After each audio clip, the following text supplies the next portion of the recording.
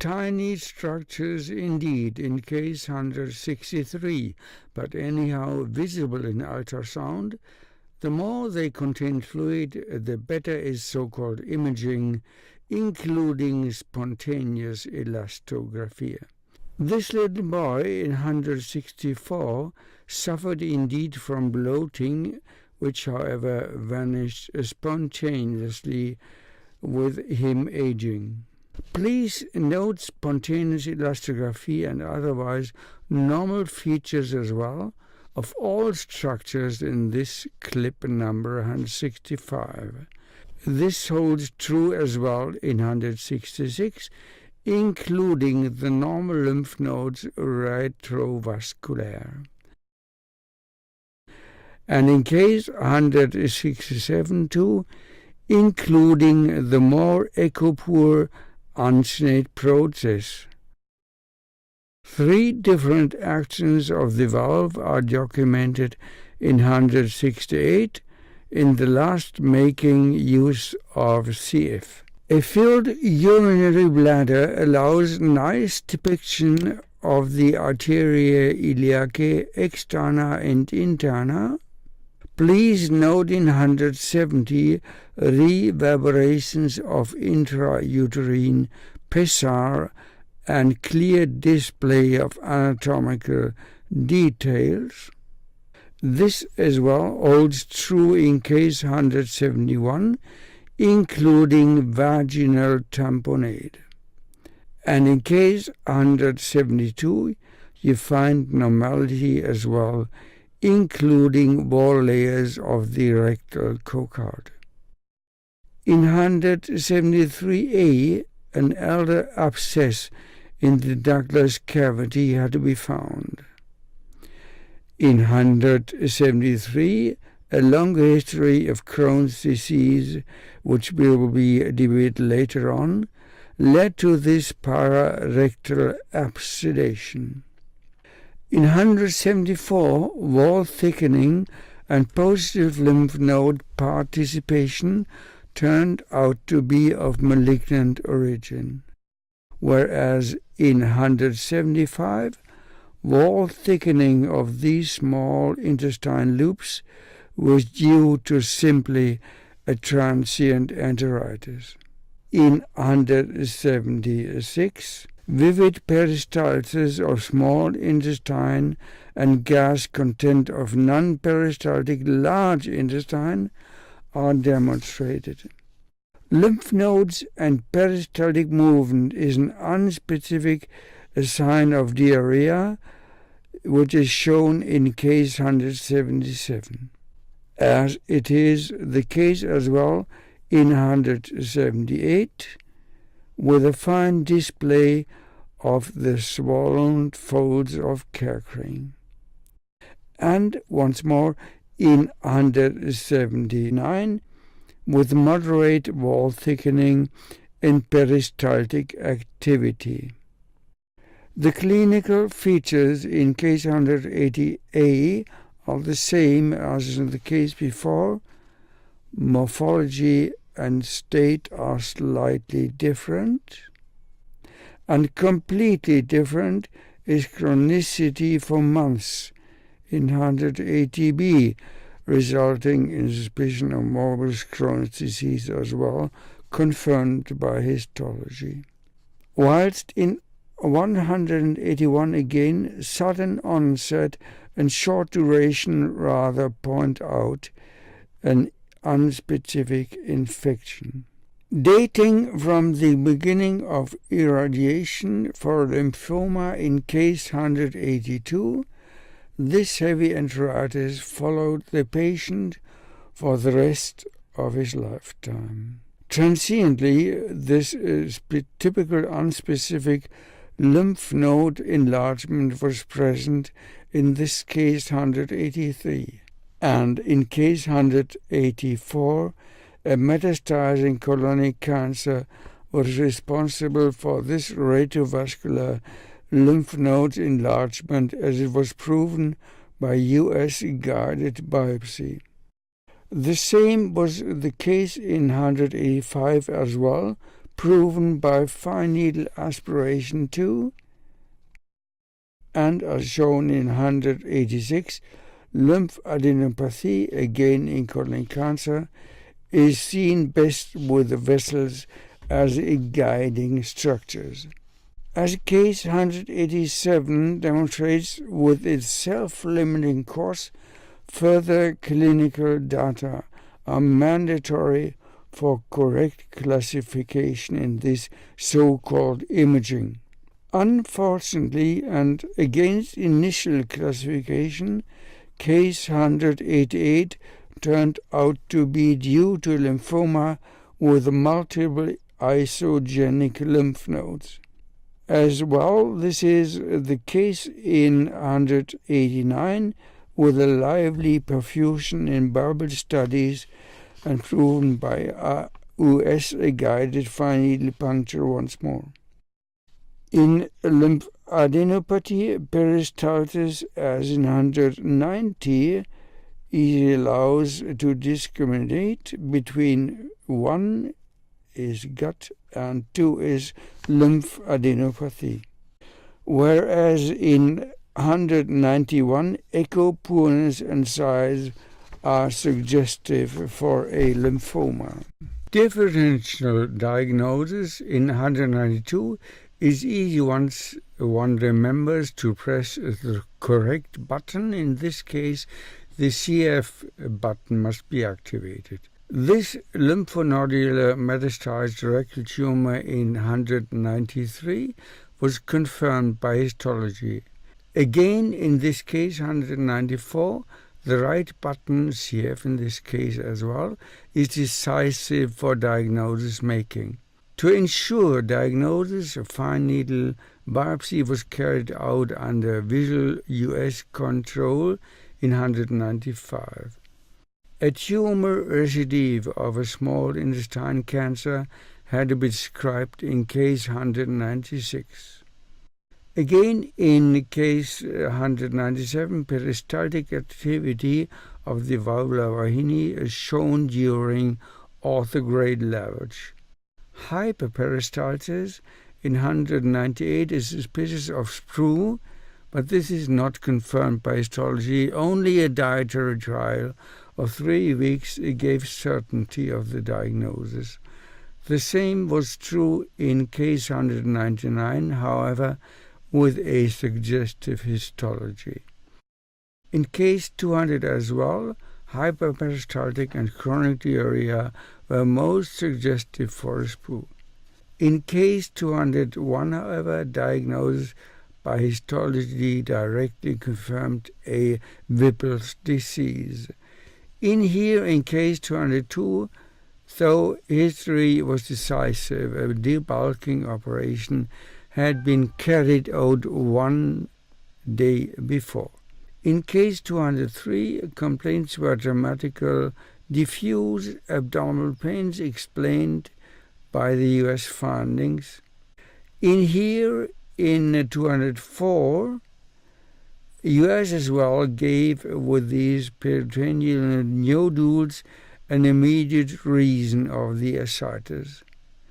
This holds true as well again in case 205 with the peritoneal nodules of an ovarian malignancy, and in case 206A as well with history of left eye loss 20 years earlier due to operation for malignant melanoma, and in a latter case 206B demonstrating floating small intestine loops in ascites.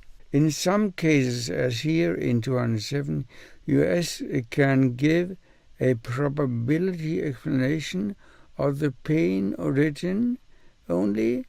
It, however, excludes a number of possible findings. A swallowed toothpick with gut perforation was found by US and removed at intestoscopy directly and without an operation in case 208 and 9, the same patient.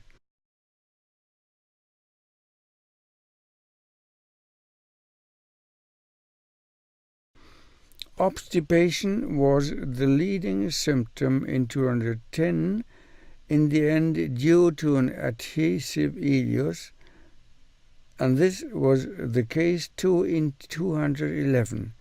Please note the fine display of Kerking's plicae. And in this case, in 212, please note the small amount of ascites. In case 213, ileus is easily seen as well, with a lively peristalsis in here indicating a mechanical reason too. And massive liquid filling and peristaltic activity indicate a longer duration in this mechanical ileus.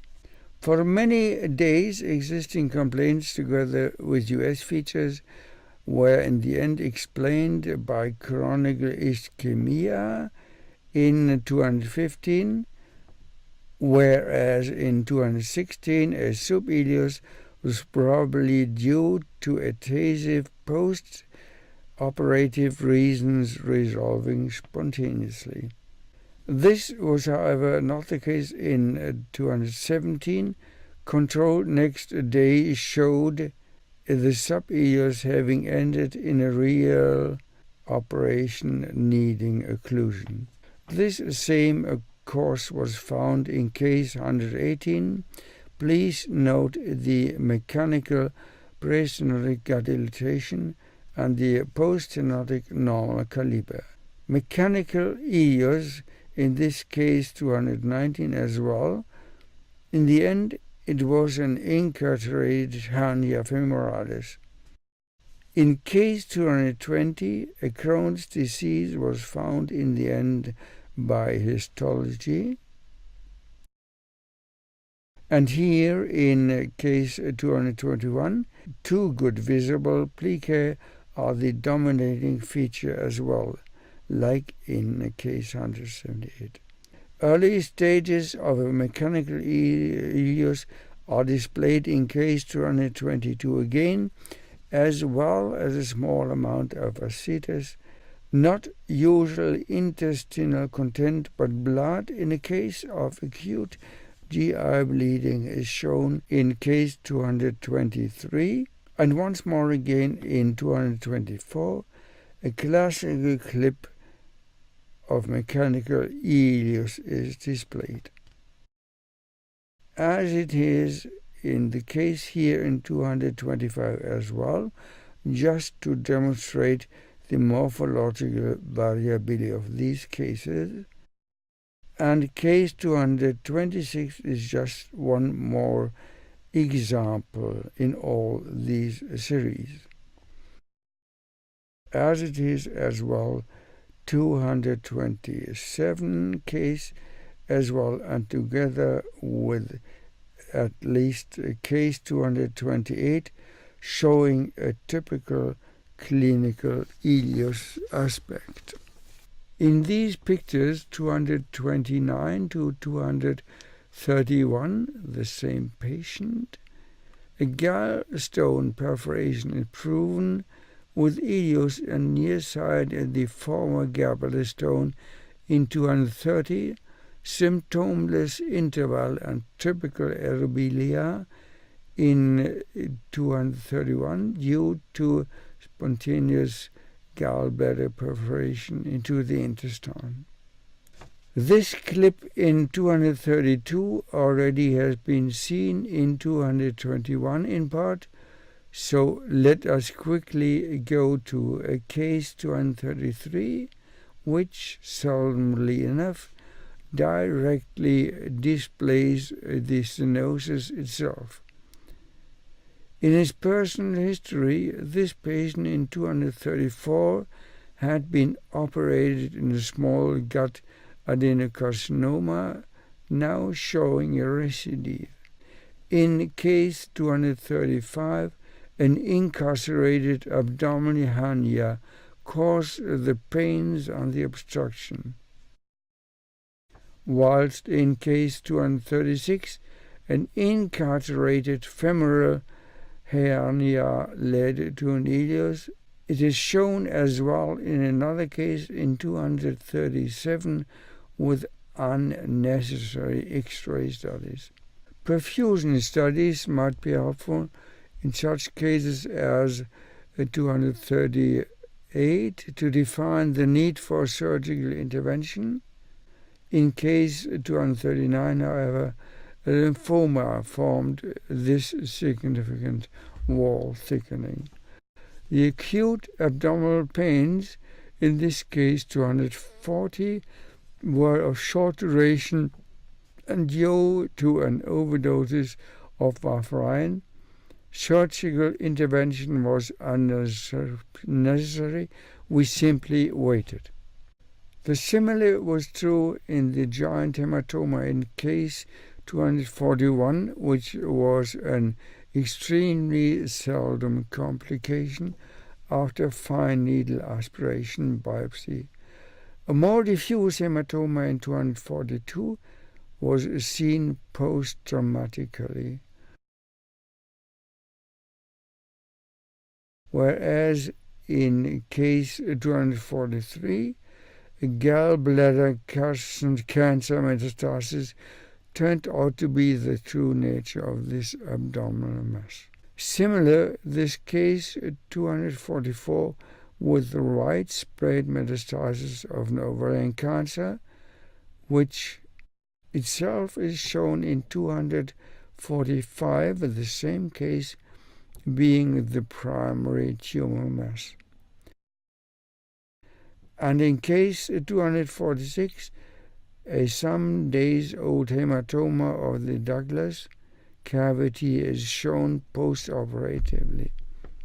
In case 247, a mass of unclear origin, maybe of a gist, is shown, which was not further evaluated due to the very advanced age of the lady.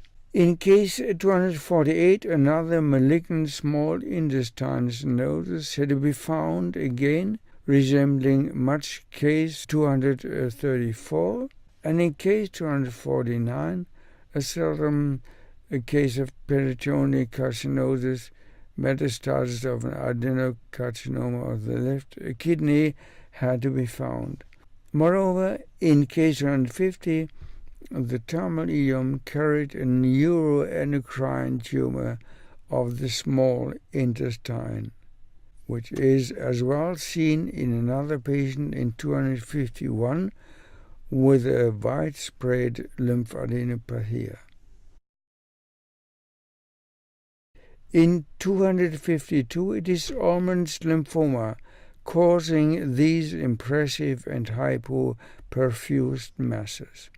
And in 253, it is after an operation with forming an artificial new urinary bladder from the cecum, so-called Mainz pouch, even now with a stone formation. In case 254, it is from an intestinoscopia revealing an adenocarcinoma, and there is a similar situation given in 255 with adenocarcinoma as well, now detected by capsule and as well pre-shown by ultrasound. In case 256, there is an imagination shown as a complication of 255, and its grade can be evaluated as in 257 by color flow perfusion again.